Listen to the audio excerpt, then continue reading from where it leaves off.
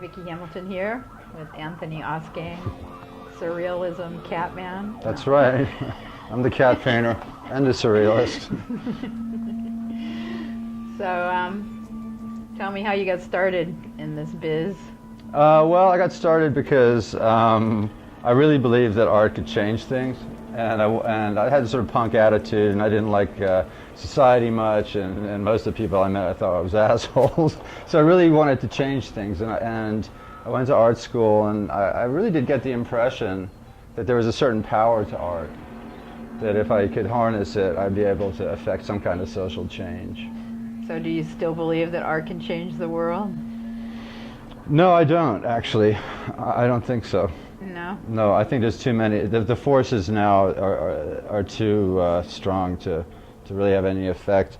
You know, art basically exists in two realms: the underground, and then what's generally accepted, the overground kind of art. And there's a certain point, I think, in underground art where you can get things changed a little bit. But then people like Shepard Fairey managed to, you could say that he changed the course of the election with his Obama hope I think image. he did. Yeah. And you're involved in the music culture. You have a band called Cat Museum. Sure enough, yeah. And you do album jackets. This is a jacket and the painting that he did for MGMT. There you go. And tell me a little about that Well, process. Well, tell me about your process in general, how you make the art as far as paintings go, and also how you go about making your music. Mm-hmm. Well, basically, most of the time when I start a painting, I don't really have any firm idea about what I'm doing, and I'll just do some drawings, and I'll have a character in a particular pose, and then I'll start thinking about a story or a narrative of some sort that'll accommodate this character. So I tend to start with an action as opposed to a theme, and then after that just sort of expand on it and figure out a background and so forth. Well, it's interesting, because when I started, I totally was a punk rock about it, and I painted punk rock music, and I painted really loose and sloppy, and I got really into it, and my paintings would look like this wall, but they'd be cats. Okay, we'll get to that in a minute. but I did paint imagery, but I painted really loose and just, the paint flying everywhere. And over the years, as I matured, I decided just to make it a little bit more succinct and, give it some nice edges.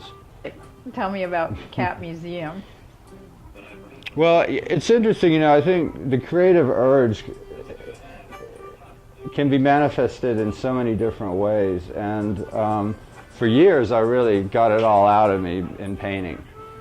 And then recently I started thinking, well, I got other things to say. I've been on this planet now for a while, and a lot of things have happened, and I can't express them all the way I'd like to in a painting. So I started doing writing, because it's much easier to write the word a red vase than to paint one. So it's like, I kind of like writing. It's an easier way to get an image across, believe it or not. The obsession with cats. What is it, dude? Give it up. Tell us. Well, what is the obsession with cats? Well, okay. First of all, I think the human figure has been used in art since the cave paintings, and that's going on a good, 20,000 years, right? Some of the older paintings. And so I think, well, to really be avant-garde, I wanted to just completely wash my hands, just start doing figurative art without the human figure. So I kind of looked around, what kind of animals do I want to use? I'm going to use some amorphous, weird, amoeba-like thing, or do I want to use an animal? And it ended up being cats. So you have a show coming up in Italy, right? Or? Yeah, I'm curating a hot rod art show, because I sort of got my start. I got noticed initially for doing hot rod art, a la Robert Williams and Ed Roth and those cats. So how do people find you on the web? Well, I have a Facebook fan page, and I also have a website, ausgangart.com, AUSGANGART.com. What advice do you have for people that want to get in the art world now? I'm not giving any advice. They got to find out on their own.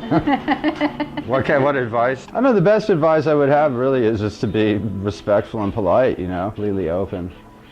What about the creative process? Oh, funny you should ask.